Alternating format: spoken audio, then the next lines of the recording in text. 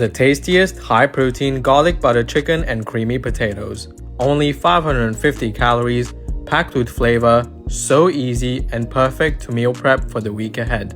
Slice your chicken breast into cubes, season with salt, parsley, chili flakes, garlic and onion powder, paprika, and olive oil. Mix till the color changes, then slice and dice your uncooked potatoes into small cubes just like this.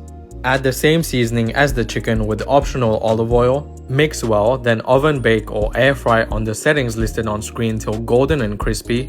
Next, cook the chicken on medium-high heat for 6 to 8 minutes, then lower the heat, add more butter, garlic, and parsley. Mix till well coated, then set the chicken aside. Then add light evaporated milk with garlic and herb cream cheese. Stir till it thickens, then drop your crispy potatoes. Now look at how creamy and indulgent that looks.